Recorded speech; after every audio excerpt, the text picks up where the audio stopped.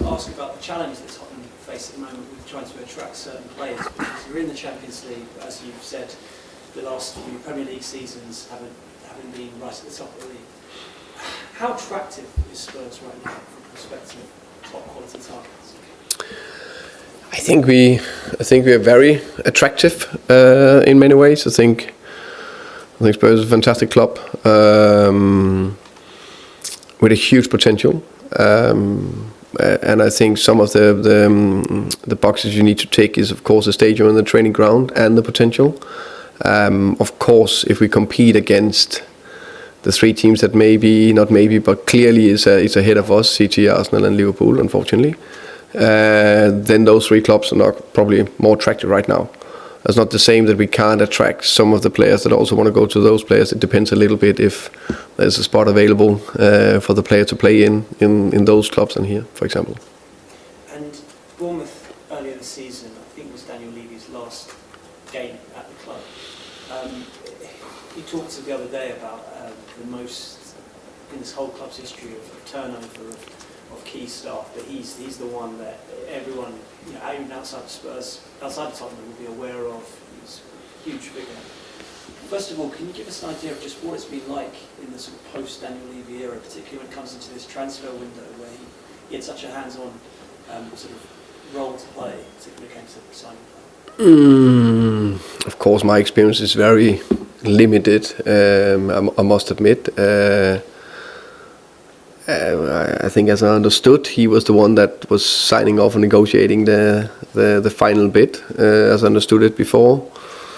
He will not do that now. That'll be more down to Johan and Fabio doing that job. I think the preparation in terms of the recruitment side is we have a good recruitment side with the numbers, behind it, looking at the players and then take the right decision on that. And then it's down to Johan and Fabio to do the job with the agents and get the deals done. So I guess that's the biggest difference. Yeah. You mentioned Fabio. Fabio is. I think it's a little bit. Fabio is. We're paying his wage. He's working very hard. As I said, I think last time I spoke to him the day before. Not to yesterday. No, I spoke to him in the morning. Before the game. Yeah. With Daniel, it often felt when the results were going against Spurs, he was the lightning rod, the one that the fans all sort of focused on. It feels like now he's gone, everyone can get the sort of flack, I suppose, particularly yourself as the figurehead, the manager. I think it can only be me. I was going to say, is there an element of feeling like that, there's no sort of shield in the form of Daniel Levy now for you to sort of the manager to sort of stand? I think it's isn't it more or less the way it is? That was in Brentford. It was the same. It was me. It was the front of house. It was me who did all these press conferences before games, after games. Very rarely Phil Giles or Matthew said anything, for example. I think Phil only said something in the end of transfer windows, a little bit like Johan Fabio did, or Johan did. What was it? In back September, I think. So I think that's a common thing. So should it be different? Maybe. Right now, it's the way it is. I just want to ask you. I'm going to try my luck with this one because I already can sense what your answer is going to be. But you have just sold Ben Johnson, a right winger. Mohamed Kudus, we're hoping, is fit, but he's looking like he could at least miss the next game. Fans are wondering what's going on with Dejan Kulusevski.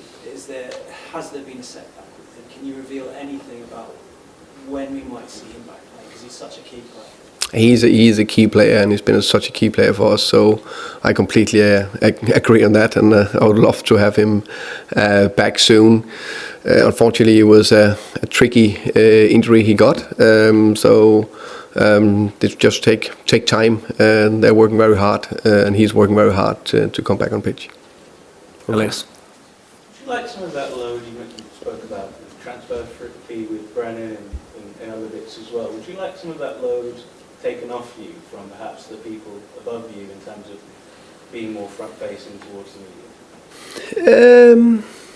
I think the biggest thing, because you can do it in many ways, I think the biggest thing, which we are, is that we are completely aligned. So the biggest thing is that, let's say, Johan, Fabio, VINAI and I are aligned. That's the biggest thing. And then we also aligned with the ownership. And that's the biggest thing. And then it's me who's answering all the questions. That's part of it. And that's the normality.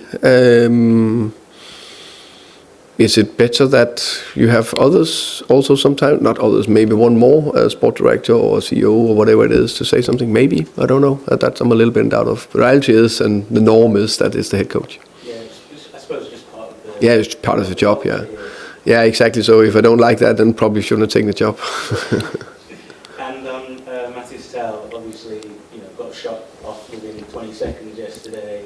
That had that chance yesterday you spoke of, and bend it to the far corner sort of thing. With a lot of players around in his position, that are probably more kind of dribble oriented or creative oriented. Is it, and you've worked with players like it, I suppose, and Bruno's a little bit more in the sense that he likes to get shots off. Is it important to have players like that in the front line that are providing kind of a different aspect to the attacking play? It's definitely, I think it's also an old saying that if you don't shoot, you don't score. So it's probably pretty good to have players that can get a shot off. So I get where you come from, but I also think that Matty is he's a quite versatile player. So he can play to the left, he can play 10, he can play striker. He's probably his best is something between the three roles, and he's young. So I think he's not the first time a player that where will he actually end? In the past, I worked with Ollie Watkins. He came as a winger, and I converted him to be a striker, and he's a quite successful striker. Jon Wisser came as a winger to us, and in the end, he ended as a striker. He's matching maybe the same time, the start as a winger and end as a striker. I don't know. No matter what, I'm pretty sure he can perform in both positions. I suppose another player that's had to play across the front line as well is Colin Moani. Obviously off the right yesterday, he's played off the left, but haven't perhaps seen as much as perhaps we'd have liked from him as his kind of central striker.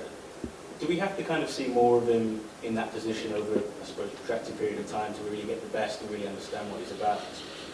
Yeah, I think the challenge is, I think Richie have worked very hard for us during the games as a pressing player, leading the line, competing that very well. He's our top scorer, so he's a little bit the guy who have that confidence right now.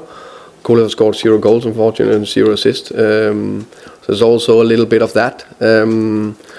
I liked that Colo, he can easily play the two wingers. He's done that in the past himself, and also a little bit like a second striker-ish coming in and be closer to Richie. And I think there's a lot of good about him. I like with his abilities, the way he drives the ball, the way he got that little extra pace to go past players, and also the running behind. And maybe I also just lack that little extra confidence of where the things just comes off. So I think he had 3 runs with the ball yesterday where it's like the final touch, then you are in. Richie, if he get the ball through, is hopefully a tap in after 10 minutes, second half, then suddenly you just have that extra bit. So we lack that a little bit also from our players, that just that little boost. And until you get that little boost, the only thing you can do is keep trying, keep doing the right thing. Tom? It's quite a Premier League culture, isn't it? The manager sort of fronting up all the time. I think in foreign leagues, you do get the directors and the president speaking more often in the media. Something you thought about? No, I think I actually thought about it the other day that it's definitely a thing here in England or Premier League, as you say, it's more the manager or the head coach who face the media all the time. So I think it must be tricky if you don't feel the alignment or trust behind you. But I feel that, so no problem. Can you talk a bit about your relationship with VINAI? Because obviously it seems like you're very close. How has that relationship grown, and how does he see the season so far? Because you talked the other day about how there have been some other factors that the leadership understand. Can you just elaborate a bit on that? Yeah, VINAI for me is one of the best communicators I ever met. As a whatever CEO, leader, whatever, he's absolutely excellent in that. I think I'm okay, but he's way superior, which I think is crucial internally for communication, externally for communication. And he's calm, and he takes sensible decisions. Two rare abilities in football, but also two absolutely crucial abilities if you want to have success long term. So for me, VINAI is crucial for Tottenham to have success in many ways. And then of course we've known each other for 6 months, so we are getting closer and closer, and know each other better and better. I would say I'm okay calm, but also a tiny bit more emotional at times. So that we learn about each other as well. So but no, VINAI is good, and I think is also besides being smart and take good sensible decisions, he also got huge experience, 10 years at Arsenal, with how they built it and experienced how they did it. I was going to say, do you think that history at Arsenal with what happened with Arteta, where it had a very bumpy start, not just a start, a couple of years where it didn't really go right, and sticking through that, do you think that has informed his thinking around what's happening here at the moment? Yeah, definitely.